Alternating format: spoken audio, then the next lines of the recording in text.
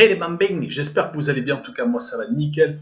On se retrouve aujourd'hui pour une nouvelle vidéo sur le 3 et le 4 juin.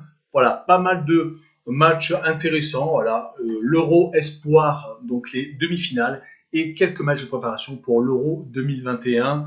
Donc il y a des matchs d'ailleurs qui opposent deux mêmes pays, l'Espagne contre le Portugal. On va y revenir, mais avant tout, n'hésitez pas, un petit commentaire, des critiques positives et négatives, franchement, ça me fait avancer. Un petit pouce pour référencer la vidéo et surtout, abonnez-vous. On est de plus en plus nombreux et je vous remercierai tous les jours.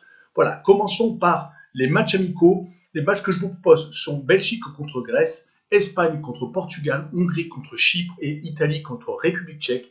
Et dans l'Euro 2021 Espoir, c'est les Pays-Bas qui rencontre l'Allemagne et l'Espagne qui rencontre le Portugal. Donc voilà, l'Espagne contre le Portugal se rencontre en Euro 2021 Espoir et également en match de préparation.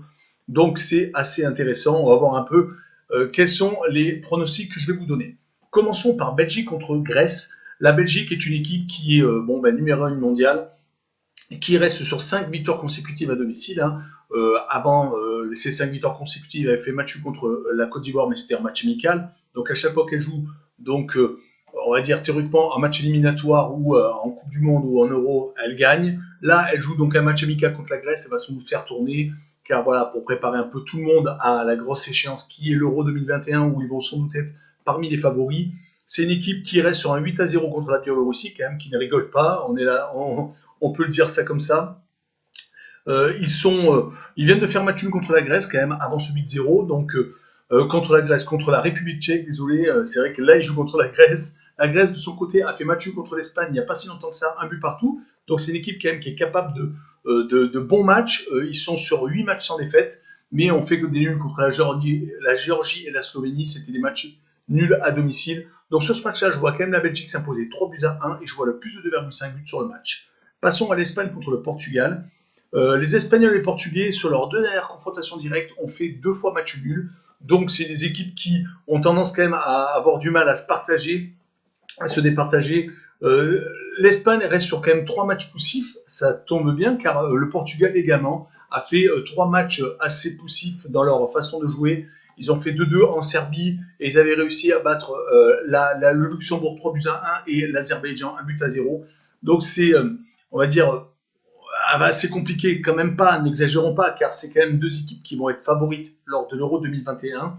Les Espagnols ont battu le Kosovo 3-1 et ont gagné contre la Géorgie 2-1 alors qu'ils perdaient 1-0. À chaque fois, ils ont réussi à retourner la situation. Ils ont également donc fait un but partout contre la Grèce, comme je vous le disais un peu plus tôt. C'est bête car l'Espagne avait réussi à battre l'Allemagne 6-0. Donc voilà, ces 3 matchs ont un peu semé le doute.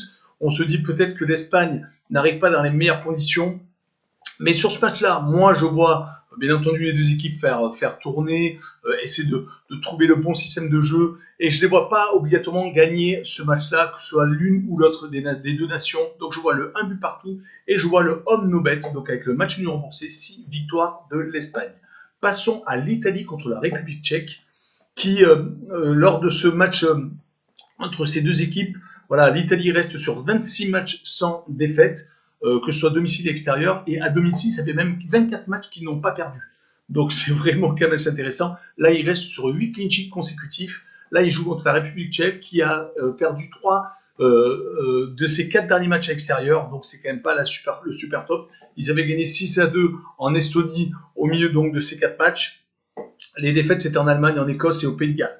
Donc voilà, dès qu'ils vont jouer contre des équipes un peu sérieuses, ils ont quand même du mal. Le seul point positif, c'est que lors de leur dernière réception, ils avaient fait match contre la Belgique, un peu la surprise générale, car les Belges ont tendance à gagner tout le monde. Mais là, sur ce match-là, moi, je vois l'Italie gagner 2-0 et je vois l'Italie marquer plus de 1,5 buts à domicile. Passons au dernier match amical entre la Hongrie et Chypre. Voilà, j'ai sélectionné ce match-là car la Hongrie fait partie du groupe de la France. C'est 9 matchs sans défaite depuis leur défaite contre la Russie, où c'était incliné 3-2 à domicile, où franchement, moi, je les avais trouvés très très bons. Mais bon, voilà, ils avaient pas eu 3-2, depuis, ils n'ont plus perdu. C'est quand même 2 nuls consécutifs à domicile, contre la Serbie et la Pologne, 3-3 même contre la Pologne. Donc bon, là, ils jouent contre la Chypre, qui est une équipe certes qui n'a pas perdu depuis 3 matchs à domicile, mais à l'extérieur, c'est 4 défaites et un nul. Donc bon, normalement, il ne devrait pas y avoir de problème pour la Hongrie, surtout qu'ils ont marqué 0 but en Luxembourg, en déplacement au Luxembourg, et 0 but au déplacement en Azerbaïdjan. Donc moi, sur ce match-là, je vois la Hongrie s'imposer 3 buts à 0, et je vois le plus de 2,5 buts sur le match. Finissons avec les demi-finales de l'Euro 2021 Espoir. On va passer à l'Espagne qui joue contre le Portugal. On passera ensuite aux Pays-Bas contre l'Allemagne. L'Espagne contre le Portugal. L'Espagne, c'est 8 clean sheets avant le 2-1 des quarts de finale contre la Croatie.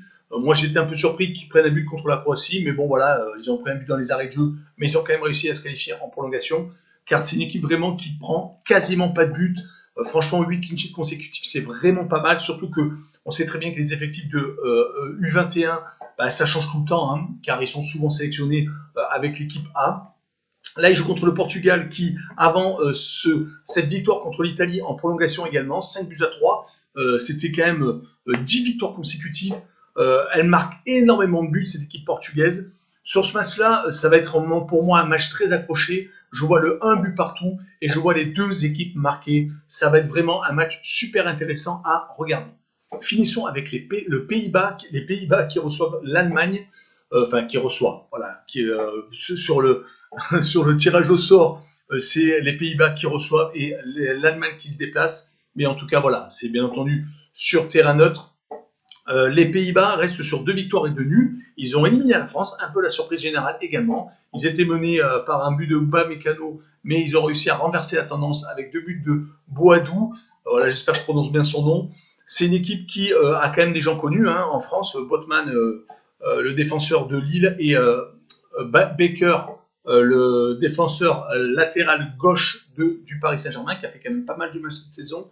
Également Kluivert, hein, le fils du Kluivert, donc une des légendes hollandaises. Ils viennent donc de battre 2-1 la France. Ils avaient battu 6-1 la Hongrie juste avant. Donc bon, c'est une équipe qui est quand même sur une spirale positive. Là, ils jouent contre l'Allemagne, qui vient d'aligner le Danemark, qui avait gagné ses 3 matchs de poule, donc c'est quand même une bonne performance, même si ça a été donc au tir au but. L'Allemagne reste sur 8 matchs sans défaite, 3 nuls consécutifs tout de même, hein, contre le Danemark, quand ils ont gagné au tir au but, et contre la Roumanie et les Pays-Bas. Donc sur ce match-là, je vois également un match accroché, je vois le 1 but partout, et je vois le away no bet, comme l'Allemagne donc, qui est décidée à extérieur d'être une équipe qui se déplace. Donc je vois le away no bet, donc le match nul remboursé, 6 victoires de l'Allemagne sur ce match-là. Voilà, on en a fini avec cette vidéo. Merci de l'avoir regardée. N'hésitez pas à venir vous abonner et à mettre un petit pouce et également un commentaire. Tchou les bambins!